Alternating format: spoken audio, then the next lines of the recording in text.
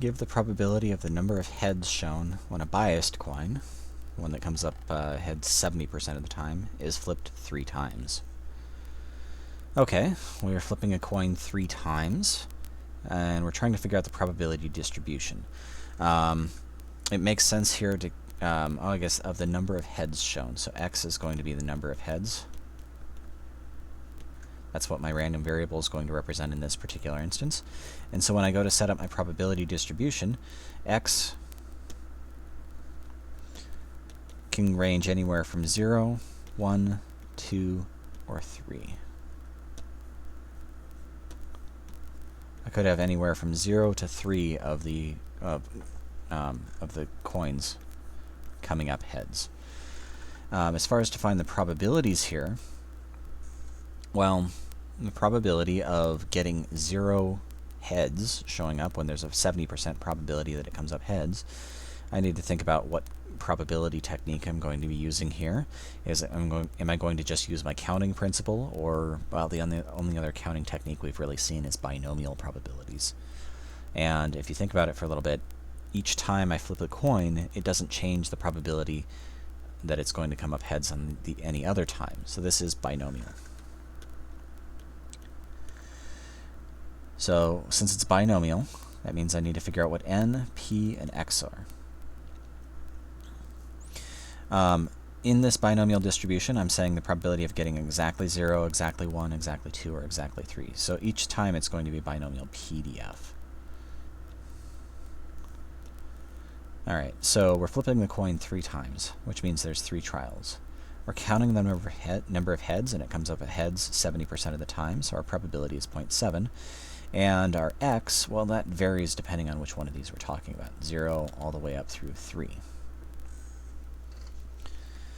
Now, I could evaluate each of these independently, or individually. I could say binomial PDF 3, 0.7, 0, and then repeat it for 1 and 2 and 3. But there's actually a nice little trick when you're dealing with these binomial PDFs. If you want to just look at the entire distribution, if you just leave off x, I'll just do 3 and 7 like this, then what it does is it actually gives us a list of a bunch of different probabilities. The first one is the probability of getting 0 heads. Then I have the probability of getting 1 head, then the probability of getting 2 heads, the probability of getting 3 heads. I was just scrolling over by pressing the left or the right arrow. I was just doing it on my keyboard, so you couldn't see where my cursor was. So 0.027, that's this probability here.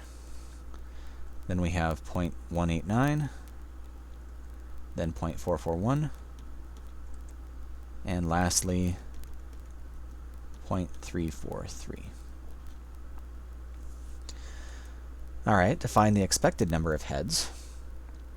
Well, in general, the expected number of heads you find by taking 0 times the probability of 0 plus 1 times the probability of 1 plus all the way up through, well, I guess I might as well write it out, 2 times the probability of 2 plus 3 times the probability of 3.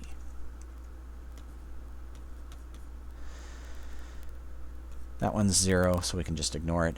But this stuff, I mean, I could do, this is a small enough example, it's not that big of a deal. But this is a binomial. And since we're dealing with a binomial distribution, there's a shortcut for the expected value. The expected value is just n times p, which is 3 times 0.7, or 2.1. I could verify. If I'm not happy with that, I could go through the long process on the calculator, and I will go ahead and do that now just so you can see that we do get the same number. 0 times 0.027 I'm not going to type in. I'll just do 1 times 0.198 plus 2 times 0.441 plus 3 times 0.343, and you can see we do get exactly 2.1, which is the expected value of this binomial distribution.